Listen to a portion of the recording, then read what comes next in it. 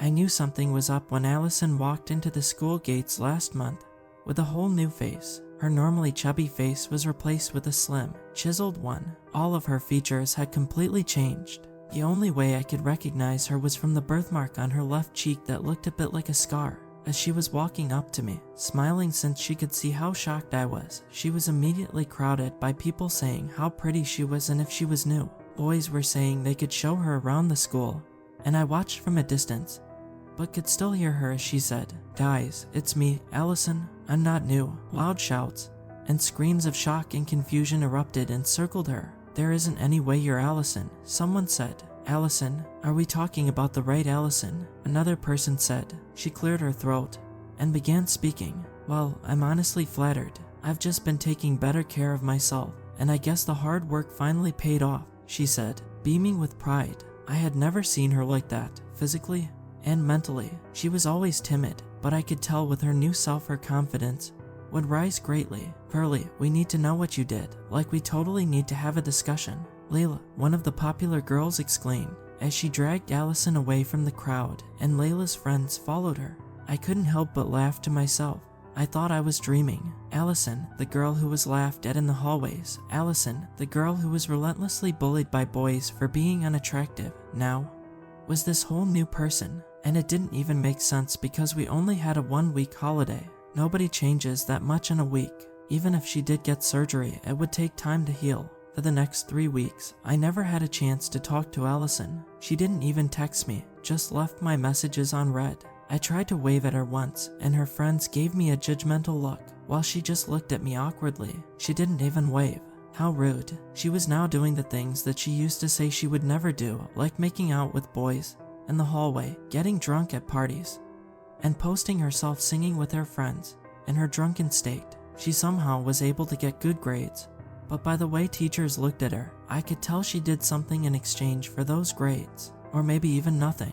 She was just so alluring that she could murder someone and people would find it hot. It was like she had put a spell on everyone. Girls and boys stared at her in the hallways like she was hypnotizing them. Last week, my mother invited Allison and her mom for dinner. As we were eating, Allison's mom spoke. "I'm just so surprised my daughter has turned out to be so beautiful. Puberty worked wonders for her overnight. I remember the day after her school started, she came up to me, and I almost fainted at her beauty. I always knew she was going to receive my looks, but I wasn't expecting it to be now." I watched Allison as she smiled weakly. Allison's mother was always obsessed with looking good, and when I would go to Allison's house, her mother would always make snarky comments about her looks and her weight. Allison would always complain to me saying how her mom was making her feel insecure. But now that she had completely transformed, her mom didn't waste a second to show off her beautiful daughter. "When you showed me a picture of how she looks now, I thought you were lying. But now that I'm seeing her, I'm shocked," my mother exclaimed. "It's honestly been a while. We need to catch up.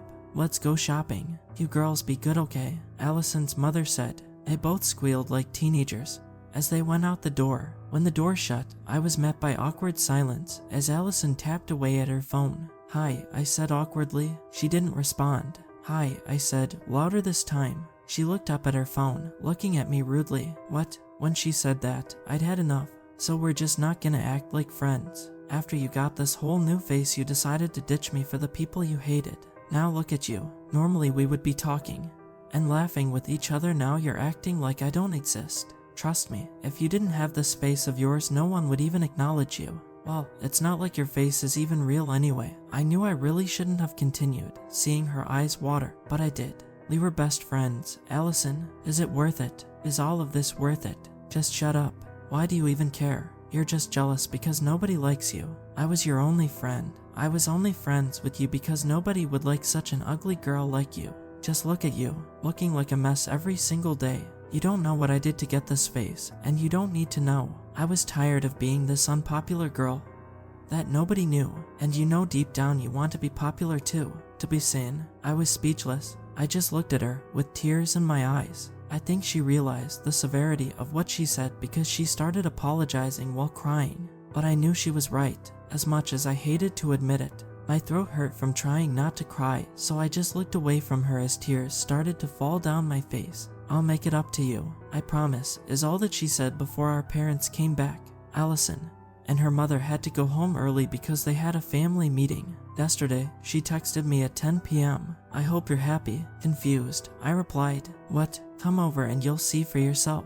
It'll be pretty cool for you to witness, but painful for me to feel. Well, I hope not. I told my mom that I needed to get something from the shop. She said okay, surprisingly, and told me to buy a few things for her. As I walked through the empty streets leading to her house, I texted her, is your mom home? No, she won't be until tomorrow, she replied. Okay, be there in 10. When I finally arrived at her house, the door was wide open. I got pretty worried. The house seemed empty. I texted her, where are you? My room. Hurry. I was right, it hurts. I raced to her room and opened the door to see Allison, her face bluish purple as a black thing that looked like a tentacle tried to claw its way out of her mouth. She was making gagging sounds and trying to close her mouth, but she couldn't. I screamed her name, but I knew that she couldn't answer me. But I kept screaming her name, hoping that somehow this was all just a horrible nightmare and that I'd wake up, but it wasn't. Blood trickled down her mouth as her body began to tense up, shake violently, then go limp. That's when it was able to come out of her. It poked holes through her body and just burst out. I watched as her guts flew across her room, blood splattering the walls, and then I blacked out. I must have been out for a few minutes because when I opened my eyes, a creature was looking at me with hollow holes for eyes. It was hunched down with spikes covering its body. The spikes were shiny and black like a polished shoe. What are you? Get away from me, I shouted as I broke down into tears. When I got up, it continued to look at me. Nausea overtook me, and I threw up on Allison's bedroom floor. It stood there as I retched and heaved while crying. When all that was done, I ran out of her house. When I got home, my mother could tell by my puffy face and runny, red nose that something was wrong. What happened? She asked. I don't want to talk about it. I'm sorry. She gave me a sympathetic look as I tiredly walked to my room. Now, as I'm writing this, I realized what Allison meant by I'll make it up to you, because when I woke up today and went to brush my teeth, I almost dropped my toothbrush as I looked at my reflection in the bathroom mirror. I was finally beautiful.